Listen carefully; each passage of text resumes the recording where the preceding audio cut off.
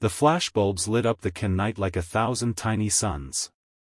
Denzel Washington walked the red carpet with measured steps, the crowd's chatter humming in the background, until Spike Lee's voice sliced through it like a blade. "You don't represent this award, Denzel." Spike's tone was sharp, loud enough to cut through the roar of cameras. His face carried both fury and defiance. Denzel turned his head slowly, locking eyes with him. His gaze was calm, but there was a storm brewing underneath. He took a few deliberate steps forward until he stood face to face with Spike. "And who exactly made you the judge of honor, Spike?" Denzel's voice was low but laced with steel. Reporters froze mid-breath, lenses trembling to catch every frame. "This festival is for art," Spike shot back, hands spread wide, "not your personal vendettas." Denzel leaned in slightly, just enough for the microphones to catch his words. "Then maybe you should stop pretending your politics are art." Gasps rippled through the crowd. Cameras clicked faster.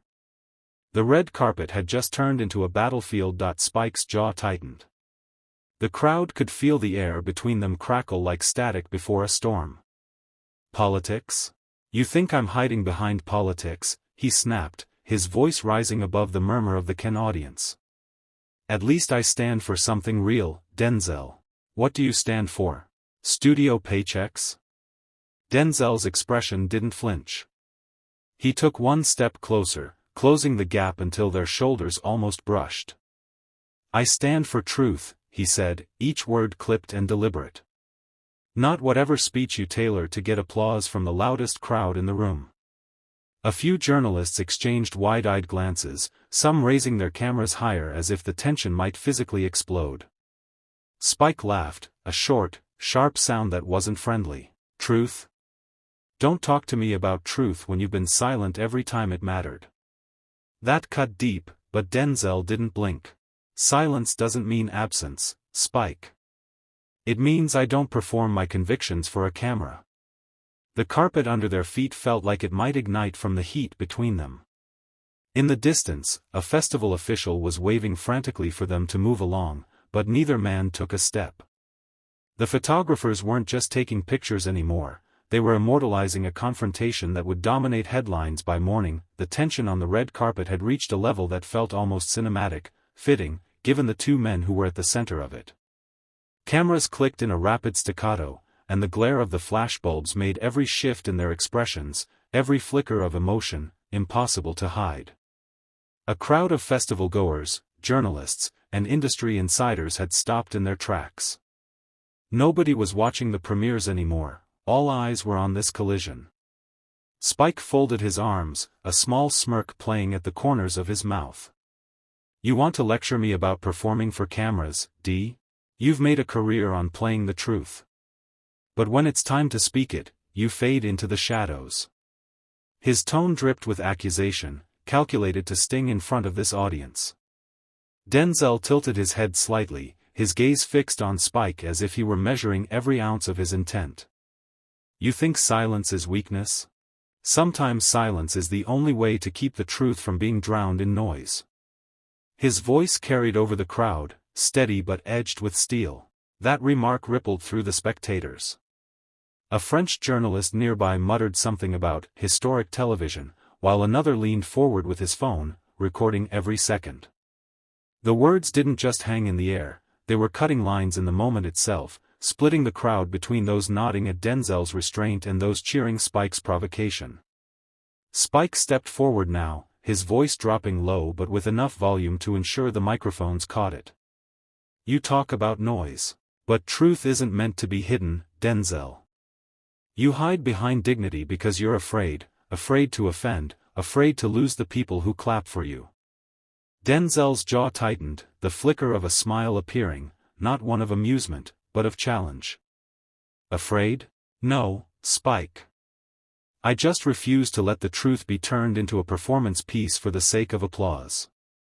His tone was razor-sharp, his words clipped like precise cuts from a blade. A nervous festival aide moved closer, clearly trying to intervene, but neither man's body language suggested they were ready to disengage. The carpet felt narrower now, as if the whole space had contracted around them.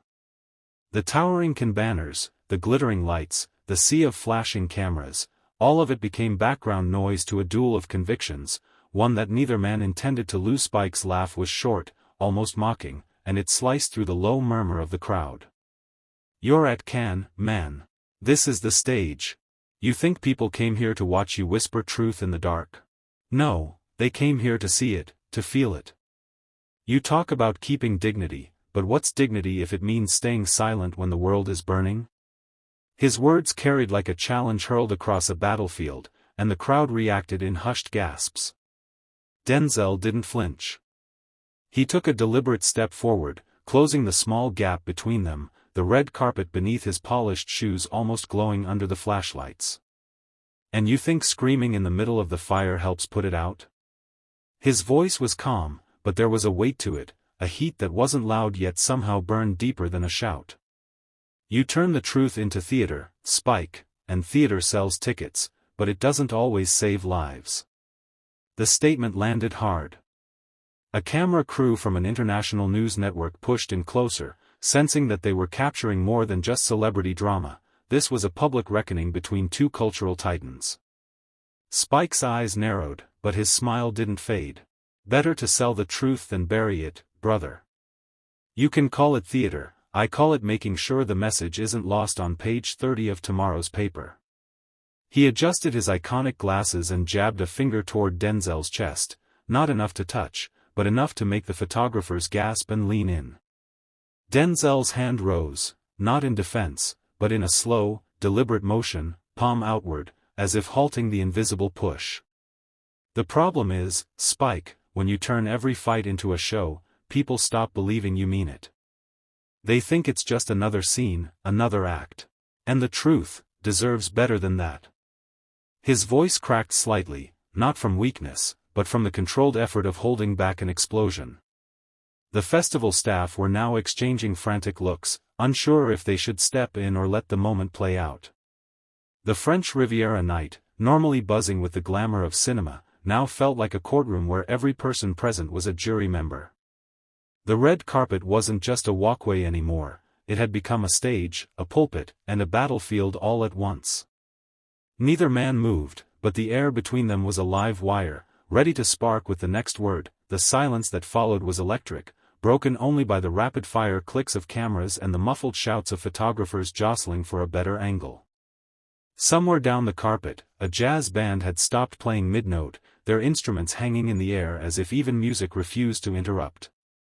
The tension was so thick it felt like the French Riviera's warm breeze had frozen in place. Spike leaned in, his voice low but dripping with heat. "You think you're protecting the truth, D? Nah, you're babysitting it, locking it away like the world isn't ready to hear it raw. But it is. People are hungry for it. And hungry people don't need it served cold." His last word landed like a slap, his eyes locked on Denzel's with the kind of defiance that made everyone else instinctively step back. Denzel inhaled sharply, his chest rising with control, not anger, but control so tight it felt dangerous. "Hungry people don't need to be entertained, Spike," he replied, his voice cutting through the night like a blade. "They need leaders who care more about feeding their souls than feeding the headlines. I'm not here to give them a spectacle, they've seen enough fire without you pouring gasoline." The crowd audibly reacted, a ripple of murmurs moving through critics, actors, and international press. A reporter from Le Monde whispered into her recorder, "This is no longer about Cannes." Spike smirked, tilting his head toward the cameras as if to remind Denzel, "The world is watching. Headlines are how you keep the truth alive, man. Without them, it dies in the dark. And I'm not letting it die." His words were half to Denzel, half to the millions who would see this clip before sunrise. Denzel stepped forward so close that the flashes lit their faces in alternating bursts. Two men locked in a cinematic standoff that no director could have staged better. His tone dropped to a near growl. "Truth doesn't need your rescue, Spike. It needs your respect." Gasps erupted. Somewhere, a publicist actually dropped her phone. The moment had crossed from red carpet drama into something historic, and the crowd knew it. The festival, usually a celebration of art, now felt like a gladiator arena where the next blow could shatter more than reputations, it could rewrite legacies. The night air was tight, holding its breath with every spectator. The red carpet, once a river of glamour, now felt like a narrow bridge over a canyon. One wrong step, and the whole scene would plummet into chaos. Cameramen leaned in so far their lenses almost touched the two men, desperate not to miss the instant the standoff tipped over the edge. Spike's voice came first, sharp and unyielding. "You think respect comes from staying quiet? From hiding behind your dignity while people are out here bleeding for change?" His words were like flares, lighting the space between them with a fierce urgency. "Man, you've been given a stage most people would die for, and all you're doing is guarding the curtains." Denzel didn't answer right away. He stared at Spike, long enough for the crowd to think maybe, just maybe, he was going to let the moment pass. Then he stepped forward, so close the space between them was nothing but the weight of their words. His voice was low, but it landed with the force of a gunshot. "You're not fighting for the people, Spike. You're fighting for applause." The gasp that tore through the crowd was instant, sharp, and collective. A French reporter dropped her pen. A young actor on the sidelines muttered "Mon Dieu" under his breath. Even the security guards, normally stone-faced, shifted uneasily. Spike's jaw tightened, but the glint in his eye suggested the hit had only fueled him. "If applause is the price of keeping the truth alive, I'll take it. At least I'm not hiding behind silence and calling it wisdom." The crowd was now split, half murmuring in support of Spike's fire, half nodding to Denzel's composed ferocity. The atmosphere felt combustible, like a match hovering above dry kindling. Denzel leaned in one final inch, his voice steady, almost cold. "The truth doesn't burn brighter because you shout it, it burns out faster." A flashbulb went off at that exact second, capturing the locked stare between them, two men unwilling to give an inch, their legacies hanging in the charged space between. The moment the words left Denzel's mouth, the red carpet erupted, not into polite applause, but into a roaring, chaotic storm. Reporters shouted over each other in multiple languages, their microphones thrust forward like weapons. The sharp crack of camera shutters became a machine gun rhythm, each flash freezing the tension in jagged frames.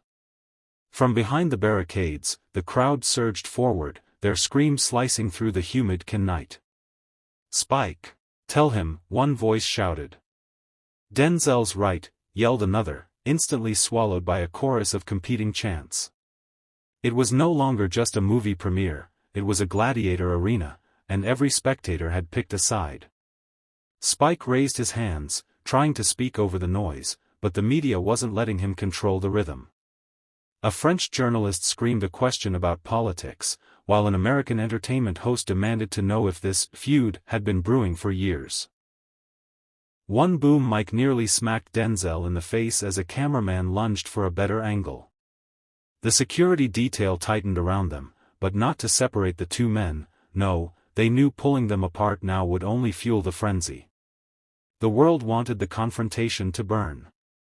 Spike, eyes blazing, tilted his head toward Denzel and spoke into the chaos, his words picked up by every live feed. "If you think truth dies when it's shouted, maybe you've been whispering for too long." Denzel didn't hesitate. His voice cut through the pandemonium, low but surgical. "And maybe you've been screaming so loud, you forgot to listen." The crowd howled, a mix of cheers, boos, and shocked laughter. Somewhere in the mass of onlookers, someone live streaming on their phone whispered, "This just killed the movie's premiere, but it's the best thing I've ever seen." By now, the story had left the red carpet. Social media notifications were buzzing in pockets across the festival grounds, hashtags multiplying by the second. What was once a celebration of cinema had become the headline of Cannes. Spike stepped forward again, face inches from Denzel's, as if the crowd's roar only pushed him deeper into the fight.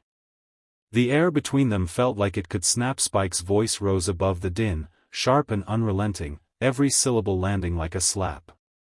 "You think this is about you, Denzel?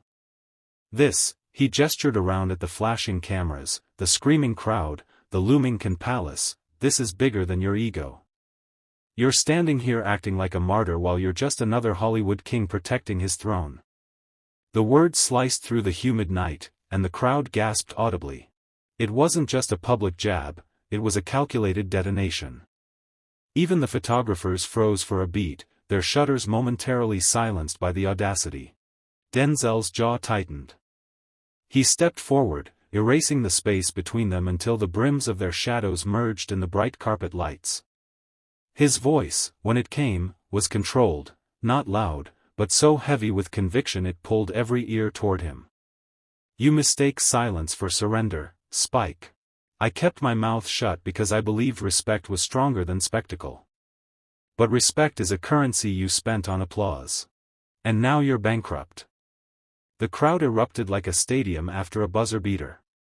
Some cheered wildly, others booed, but no one could deny it, they were witnessing something Ken would never forget. Spike leaned in, his grin more defiant than amused. "Bankrupt? I'm here because I built this stage with my own hands. You just walked onto it." Denzel's eyes flashed, the tension in his stance tightening like a coiled spring. "No," he said slowly, every word deliberate. "I walked onto it to remind you that the stage doesn't make the truth, it just gives it a mic." The chants from the crowd grew louder, phones lifted high to catch every breath of the clash. Security shifted nervously, unsure if they were protecting two film legends or refereeing a fight about to boil over into something physical. And somewhere, deep in the press pit, a seasoned journalist muttered into her recorder, "This isn't a feud. This is a reckoning." The noise on the red carpet had reached a fever pitch. Every reporter, every camera, every fan was now locked onto the narrow space between Denzel and Spike, like a boxing ring without ropes. The flashbulbs stuttered and burst, illuminating their faces in fractured light, Spike's jaw set like stone, Denzel's gaze burning straight through him. Spike's voice cut through the chaos. "You talk about truth like you own it. But you've been sitting on the sidelines while the rest of us fight for it. Where were you when the industry tried to erase us? When they laughed at our stories?" His words weren't just accusations, they were an open challenge, meant to hit Denzel in front of everyone. Denzel didn't flinch. He let the silence linger for half a second, knowing that in a moment like this, stillness had more power than shouting. Then he stepped forward again, closing the distance until Spike could feel his breath. "I was there," Denzel said, voice low but heavy, the kind of tone that made the surrounding noise fade into nothing. "I just wasn't busy turning the fight into a photo op. You think activism is measured by the size of the crowd? No. It's measured by the size of the risk. And I've risked more than you'll ever admit." The audience roared, a mix of cheers and gasps. A few voices yelled for them to shake hands, while others screamed, "Tell him." The tension had transformed the red carpet from a glamorous backdrop into a gladiator arena. Spike shook his head slowly, a tight smirk forming. "Risk? You call staying quiet risk? That's not bravery, Denzel. That's comfort. And comfort kills movements." Denzel's expression hardened into something unshakable. "And ego kills unity," he fired back without missing a beat. It was the line that cracked the crowd open. Applause, shouts, even whistles ricocheted off the festival's towering glass walls. The camera zoomed in tight, catching the fire in both men's eyes. This wasn't just a spat. It was the kind of cultural collision that would be replayed, dissected, and debated long after the last champagne glass at Cannes was empty. The crowd had stopped pretending they were here for movie premieres. All eyes were locked on the two men standing center stage of the red carpet, as if the rest of Cannes had simply melted away. The air was thick, hot from the lights, electric from the tension. Even the security guards stood frozen, torn between stepping in and witnessing history. Spike's hand cut through the air as he pointed directly at Denzel. "You stand here talking about unity, but you don't like it when unity isn't built your way. You want everyone to follow your script, Denzel. But this isn't your movie." His voice rang out, sharp enough to slice through the roar of the crowd. Denzel didn't blink. He let Spike's words hang for a moment, then took a single step forward, planting himself like a man who had no intention of moving again. "You're right," he said, his voice deep, steady, unshakable. "This isn't my movie. It's not yours either. It's the truth's. And truth doesn't care whose name is on the marquee." The line landed like a body blow. The crowd reacted in waves, first a gasp, then a surge of applause that rattled the barricades. Even the photographers momentarily stopped shooting, stunned by the weight of what had just been said. Spike opened his mouth to respond, but the noise was too loud, the moment too big. Denzel had seized the ground, and there was no pulling it back. He didn't need to yell, didn't need to push, he had already won. With deliberate calm, Denzel turned toward the crowd, giving them a nod of acknowledgement. Then, without another word to Spike, he walked down the carpet, each step slow, unhurried, commanding. Cameras followed him like shadows, and somewhere in the distance, the festival's announcer tried in vain to bring attention back to the night's scheduled events. But the story had already been written. Ken 2025 wouldn't be remembered for the films, the gowns, or the awards. It would be remembered for the night Denzel Washington and Spike Lee turned the red carpet into a battleground, and the truth, as Denzel put it, walked away with the last word. Some moments aren't planned, they erupt. What happened tonight on the Ken red carpet was exactly that. Two legends, two visions, one truth, the weight of words. This clash became a scene the world will talk about, because sometimes, the most powerful moments happen when the cameras aren't directing the script.